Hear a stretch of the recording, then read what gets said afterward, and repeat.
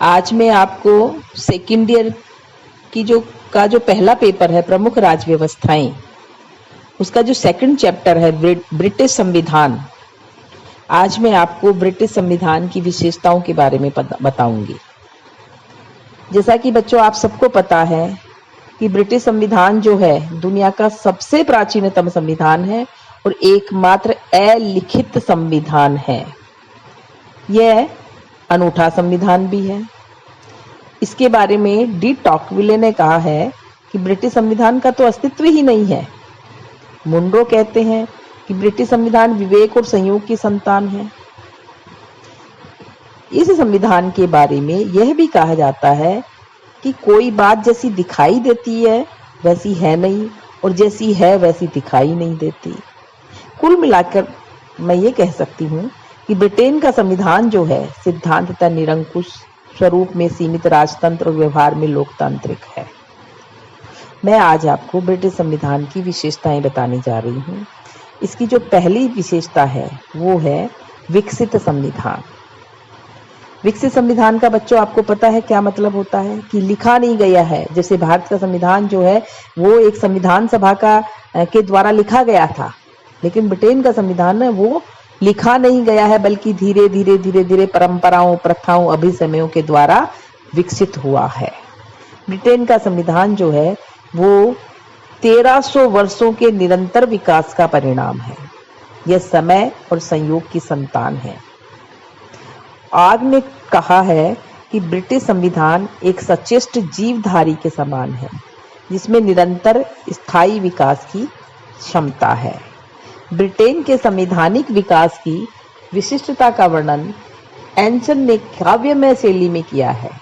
यह संविधान विभिन्न प्रकार की भवन सामग्री द्वारा निर्मित एक ऐसा महल है जिसमें समय समय पर विभिन्न मालिकों ने अपनी अपनी आवश्यकता अनुसार दालान, बरामदे, खंबे, शयन कक्ष, अतिथि कक्ष आदि बना दिए। इसके निर्माण में अनेकों का हाथ है। यह कोई पूर्णतः प्राप्त वस्तु न होकर विकासशील वस्तु है। यानी कि ब्रिटेन का संविधान है वो बुद्धिमत्ता और संयोग की संतान है, जिसका मार्गदर्शन कहीं आकस्मिकता ने तो कहीं उच्च कोटि की योजनाओं ने किया है। दूसरी बात यह है कि ये संविधान जो है वो एकात्मक संविधान है। आप सबको पता है बच्चों कि इंग्लैंड छोटे छोटे प्रांतों और राज्यों में बटा हुआ नहीं है। इसमें शक्ति विभाजन के सिद्धांत का प्रयोग नहीं होता। शासन व्यवस्था एकात्मक है। शासन की समस्त शक्तियां केवल एक ही राष्ट्रीय सरकार में निहित है। सारे देश का शासन एक ही स्थान, एक ही राजधानी से होता है। सारे देश के लिए एक ही कार्यपालिका, एक ही व्यवस्थापिका और एक ही न्यायपालिका है। इंग्लैंड में संघात्मक राज्यों के समान दो प्रकार की सरकारें यानी केंद्रीय और राज्य सरकारें नहीं है। इंग्लैंड में राजनीतिक शक्तियों का इस दृष्टि से केंद्रीकरण है और केंद्रीय सरकार ही शासन की समस्त शक्तियों का संचालन करती है। केंद्रीय सरकार ने प्रशासन को सुचारू रूप से चलाने के लिए कुछ शक्तियां स्थानीय सरकारों को भी दे दी है। केंद्रीय सरकार उनको अपनी इच्छा अनुसार वापस भी ले सकती है। ये बहुत महत्वपूर्ण बात है। तीसरी बात जो है, ये संविधान जो है वो लचीला संविधान है। ब्रिटिश संविधान जो है संसार का सबसे अधिक लचीला संविधान है। लचीला संविधान का मतलब समझते हैं आप लोग क्या होता है?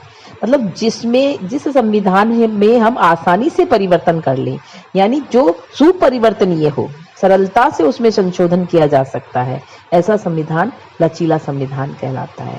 इसमें संशोधन की कोई विशेष प्रक्रिया नहीं होती।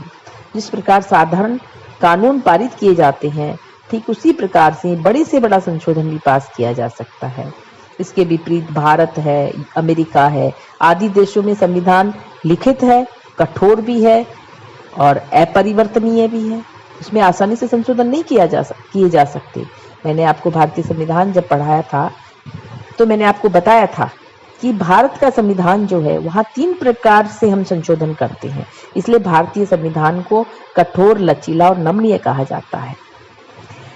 लेकिन संशोधन ब्रिटेन का जो संविधान है इसमें साधारण कानून बनाने के लिए और संविधान में संशोधन की प्रक्रिया एक समान है। केवल बहुमत के द्वारा संसद जो है वो संविधान के किसी भी अंश में बच्चों संशोधन कर सकती है। संशोधन करने के लिए आवश्यकता नहीं है यह कहने की आवश्यकता नहीं है कि संविधान जो है वो संशोधित किया जा रहा है। तो ये बहुत महत्वपूर्ण बात है कि ये संविधान जो है ये लचीला संविधान है। इसके अलावा जो इसके बाद जो हम इसकी जो विशेषता बताएंगे वो है ये सीमित राजतंत्र है। ब्रिटेन, इंग्लैंड में आपको पता है पैतृक और सीमित राजतंत्र की स्थापना हो गई थी। 1642 के गृह युद्ध से पूर्व इंग्लैंड के सम्राटों की शक्ति निरंकुश थी और वो सभी क्षेत्रों में स्वेच्छाचारी यानी वो डिक्टेटरशिप का काम करते थे। उनका आचरण डिक्टेटरशिप जैसा था।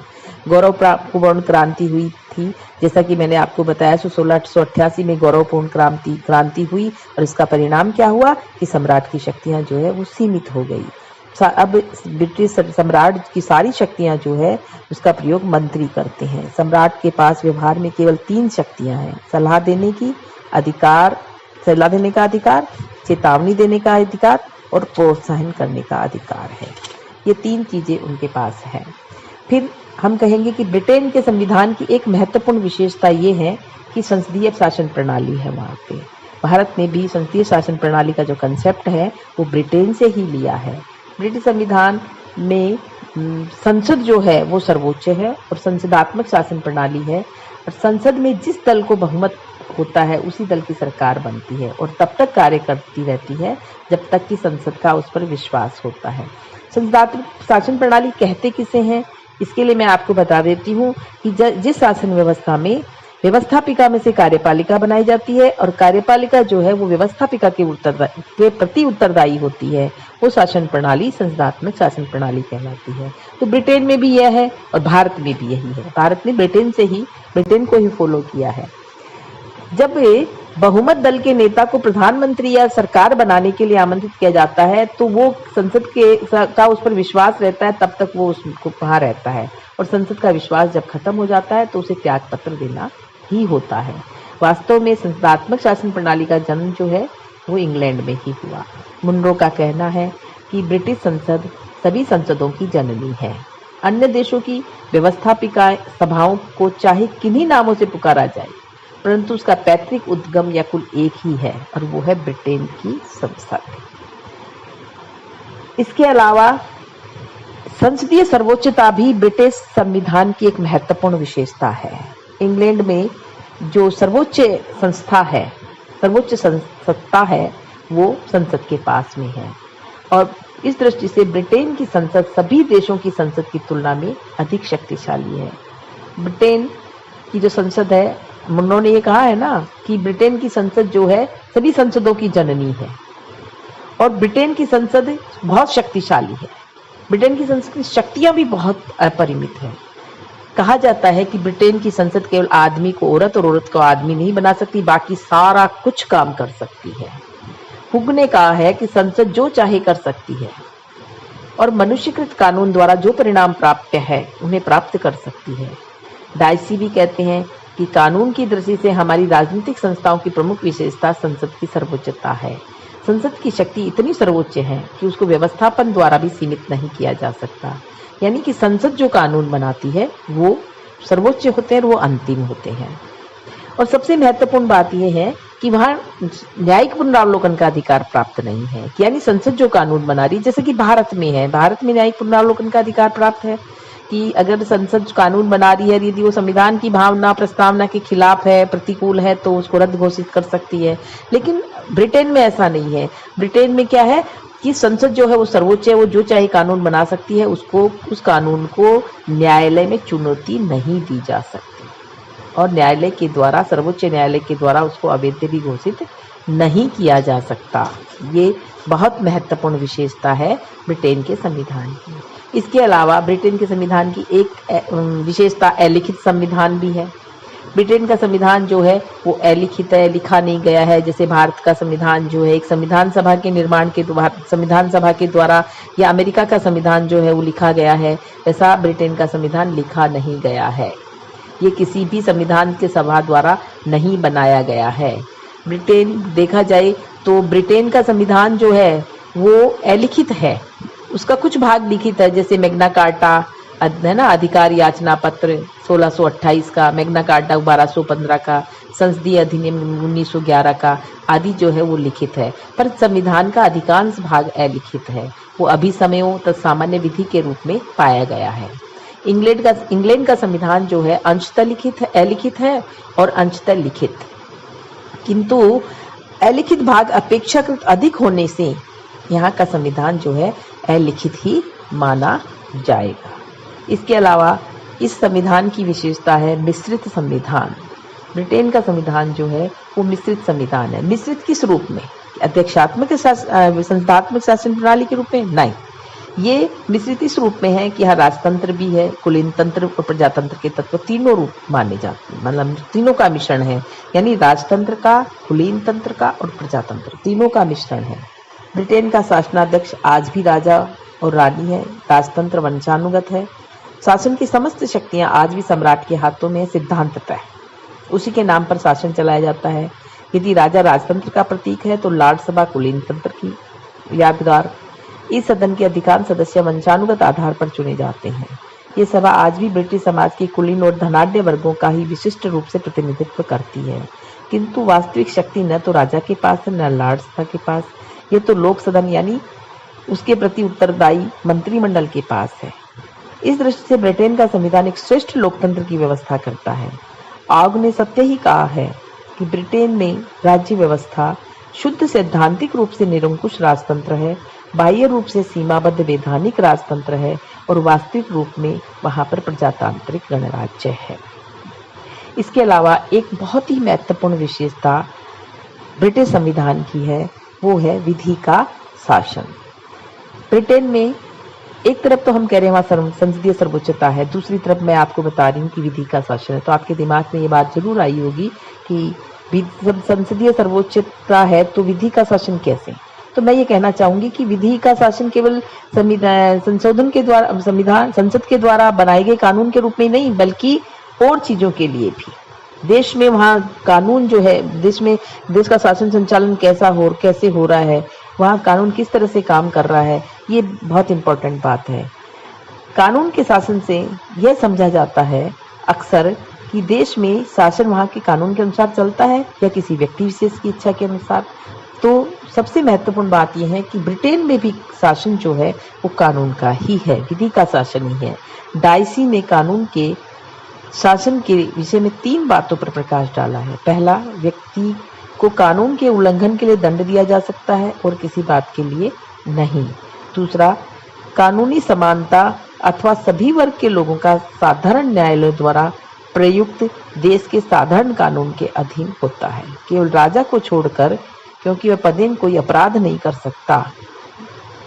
तीसरी बात है, लोगों के अधिकार व उनकी स्वतंत्रता के रूप का निरूपण स्वयं उन न्यायिक निर्णयों के द्वारा होता है जो कानून के शासन व संविधान के अभिन्न अंग बन गए हैं।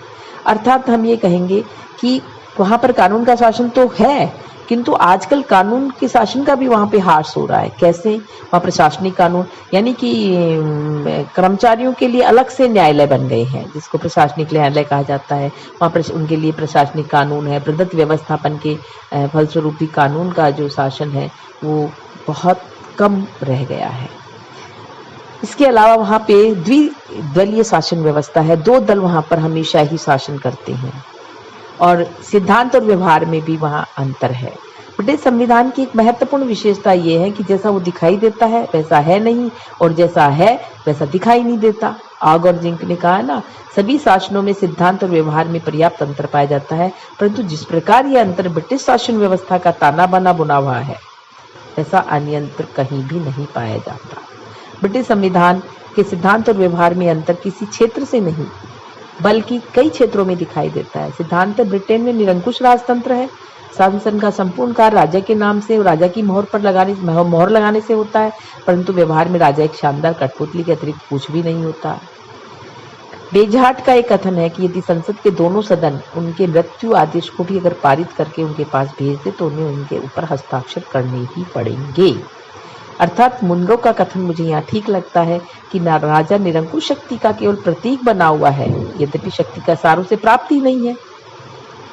सिद्धांत और व्यवहार में दूसरा महत्वपूर्ण अंतर जो है वो संसद और मंत्रिमंडल के परस्पर संबंध में दृष्टिगोचर होता है। ब्रिटिश संसद जो है सर्वोच्च है।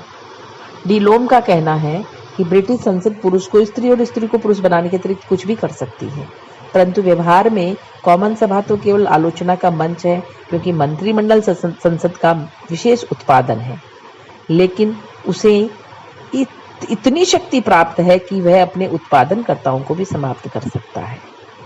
तो सैद्धांतिक रूप से इंग्लैंड में एकात्मक शासन प्रणाली है। इसे ऐसा आभास होता है कि मानो इंग्लैंड में संपूर्ण शासन सत्ता का केंद्रीकरण हो, परंतु व्यवहार में वहाँ शक्ति का पर्याप्त विकेंद्रीकरण दिखाई दे रहा है।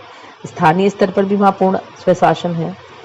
सिद्धांत रूप से वहाँ पे सर्वोच्च न्यायिक शक्ति लॉर्ड सभा के पास है, किंतु व्यवहार में यह शक्ति जो है, इसका उपभोग जो है लॉर्ड सभा एक सीमित उप समिति के द्वारा ही कर सकती है। इंग्लैंड में राजतंत्र है। ये बात अंग्रेजी संविधान की अवास्तविकता है, क्योंकि वहाँ वास्तव में लोकतंत्र है। राजा का प्रभुत्व तो है, किंतु वास्तव में वहाँ जनता संप्रभु है। इसलिए हमें ऊपर से तो ऐसा दिखता है कि इंग्लैंड की शासन व्यवस्था जो है वहाँ शक्ति का पृथकीकरण पाया जाता है, किंतु कानून निर्माण की शक्ति संसद में, कार्यकारी शक्ति मंत्रिमंडल में और न्यायिक शक्ति न्यायपालिका में निहित है। किंतु व्यवहार में वहाँ की शासन की शक्ति पूर्णतः केंद्रीभूत है। रेमजे मोर का कहना है कि वहाँ व्यवस्थापिका और कार्यपालिका शक्तियों का मिश्रण है, और वर्तमान में जो है वहाँ व्यवस्थापन के विस्तार के कारण न्यायपालिका शक्ति भी मंत्रिमंडल में केंद्रित होती जा रही है। इस प्रकार ये मैंने आपको ब्रिटिश संविधान की विशेषताओं के बारे में बताया है। धन्यवाद बच्चों।